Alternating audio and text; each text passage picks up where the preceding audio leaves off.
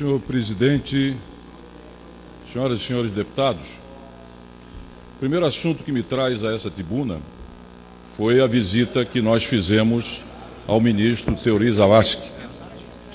Eu, juntamente com todos os demais líderes da oposição, solicitamos a ele que, em respeito à legislação do Supremo Tribunal Federal, fosse aberta uma investigação a respeito da presidente Dilma Rousseff, pelo fato dela ter sido citada por 11 vezes em delações na Operação Lava Jato.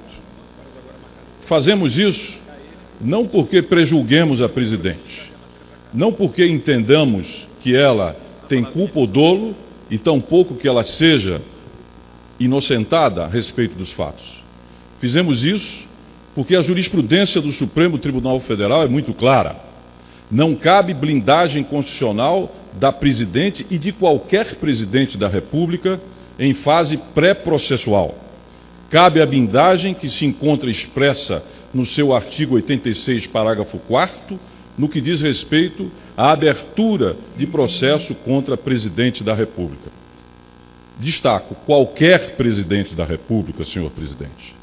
Portanto, na fase pré-processual, na fase de instrução, na fase chamada administrativa, cabe sim a investigação. E o ministro Teori abriu vistas do nosso agravo regimental, Heráclito, para que o Procurador-Geral da República se pronunciasse. Distribuído o agravo, quero informar a esse plenário que as lideranças da oposição estão pedindo audiência ao senhor Procurador-Geral da República, para com ele ter uma audiência e explicar o nosso ponto de vista. Não sou daqueles que faço a defesa do impeachment. Não sou daqueles que acredito que a defesa do impeachment não seja algo temerário, porque, sendo uma figura jurídico-constitucional, exige que lhe sejam satisfeitos os requisitos para que se possa invocar o impeachment. Não são abaixo-assinados, não são manifestações, por mais justas e oportunas, porque razões existem para tal, que devem deflagrar um processo como esse. E também entendo que a oposição não pode embarcar nessa aventura de requerer o impeachment sem que os requisitos constitucionais estejam postos. Mas exigir uma investigação cabe sim, e é por isso que nós vamos, esta semana, nos encontrar com o Procurador-Geral da República. O segundo ponto que nos traz aqui são as informações que vêm, Paulderney, do próprio governo, de que nós estamos tendo o recrutamento de jovens brasileiros pelo Estado Islâmico, como foi hoje colocado em reportagem pelo Estado de São Paulo, jornal Estado de São Paulo. Nesse sentido, presidente, nós estamos requerendo que o ministro da Justiça, Eduardo Cardoso, e o chefe do Gabinete de Segurança Institucional da Presidência da República, e a ABIN, sejam convidados para, em audiência pública, falar sobre esse problema. A criação dos que se chamam de lobos solitários, jovens que vêm de outros países e que, por isso, teriam maior capacidade de deslocamento para cometer atos terroristas, deve ser algo que preocupa a nós e preocupa o mundo todo. Eu acabo de vir e faço aqui o registro, nesse instante, de uma cerimônia dolorosa, sofrida, realizada em Buenos Aires, Heráclito, pelos 23 anos do atentado contra a Embaixada de Israel e também contra a MIA. Eu tive o prazer e a honra de ser convidado pela Confederação Israelita Latino-Americana e lá estive presente naquele ato. E eu costumo sempre lembrar, como alguém que já fez 2 audiências públicas sobre a questão do terrorismo, tendo me dedicado sobre essa questão, que a Argentina de 92 e 94 era igual ao Brasil de hoje. Nós não imaginávamos qualquer tipo de ameaça que pudéssemos sofrer.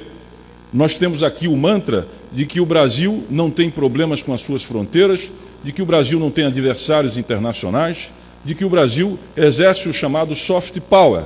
Porém, nesse mundo global, na verdade, esses mantras se diluem e se esfumam diante dos riscos que existem de possibilidades de terrorismo, não só aqui, Paulderney, mas em qualquer lugar do mundo. Por isso, vamos convidar aqui as autoridades para que falem sobre essa ameaça que foi detectada pelos próprios órgãos de segurança do Brasil. E o terceiro e último ponto que me traz aqui a esta tribuna, senhor presidente, é a respeito do Código Mineral Brasileiro. há aproximadamente 3 anos, iniciou-se a portas fechadas pelo atual governo uma revisão do marco regulatório da mineração. Sobre isso, virei aqui falar mais detidamente. Quero, porém, destacar 2 aspectos. O primeiro deles é que, em 2012, de forma arbitrária, o ministro Eudson Lobão suspendeu todos os alvarás para que se pudesse fazer exploração mineral no nosso país. Suspendendo, portanto, a possibilidade, hoje existem 50 mil pedidos de alvarás para a exploração de províncias minerais, representando uma perda de aproximadamente 25 bilhões de reais, de uma forma autoritária, impositiva e absolutamente ao arrepio dos interesses das pequenas e médias empresas.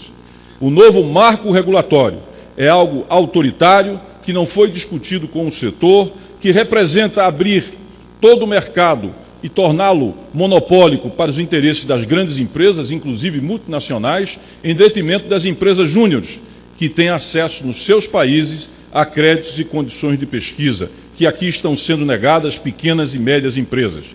Quero dizer, inclusive, que esse ato arbitrário merece não só o repúdio dessa casa, pelos interesses, pelos empregos, pelos impostos que são sonegados, mas merece também uma ação judicial, porque não é possível se represar, não é possível trocar o que se tinha antes, que um sistema de concessão de acordo com a ordem de chegada, por aplicar um modelo que não vem funcionando no âmbito da energia, no âmbito do petróleo, que é exatamente dos leilões, que significa, em outros termos, colocar nas mãos das grandes empresas a possibilidade de exploração, fazendo com que o setor, seja no âmbito do regional, seja no âmbito das pequenas e médias empresas, não tenha nenhuma possibilidade de exercer o seu potencial em termos de exploração mineral, em termos de emprego, em termos de, evidentemente, impostos.